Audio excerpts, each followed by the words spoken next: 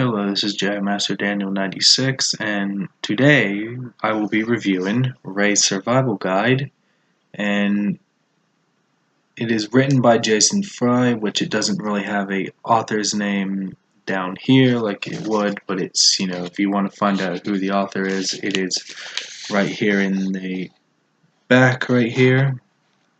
It will say top right there, written by Jason Fry, which I'll zoom it up for you to see, and yep. And this book pretty much came out around the time The Force Awakens came out.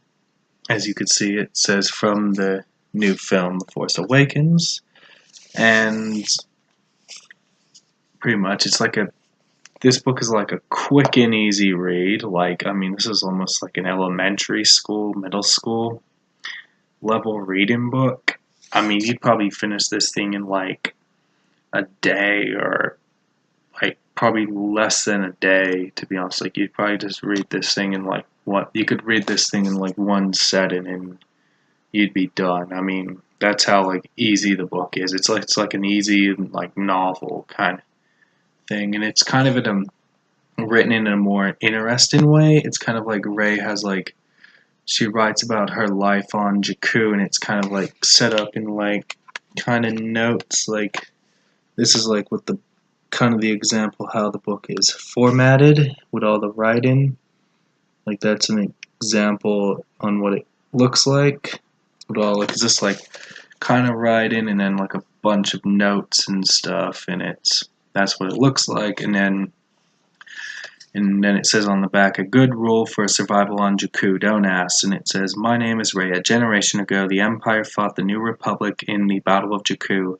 All that remains is an inhospitable desert with a graveyard of ships and bones where most of the spacecraft came down. I make a living by scavenging parts and equipment from the wrecks. I don't know how I got here or why. What you hold in your hands is my survival guide to life on this hostile planet. What do you want to salvage? What should you avoid to stay alive? Open this book to discover what you need to survive. And that's pretty much, what the book is pretty much. It's like you learn about Rey's life on Jakku, like what she had to go through kind of thing. And then, as she says, she doesn't know how she got here, which it also said on the back. It also is kind of the first thing you see in the beginning of the book as well. Like right here, you would see that the opening right there, it's like it will say like how she's been, on her whole life on Jakku, and she doesn't know how she got here and stuff. You learn also like the light, what the planet is like, and then you have all like a bunch of different ship schematics and vehicles. Like, you also have an AT-AT thing here, and then you kind of have a flap right here that open it up. So I'll give you the right there to show you, and that's kind of an example what you would see with that kind of stuff. And I would say it was an entertaining, solid read.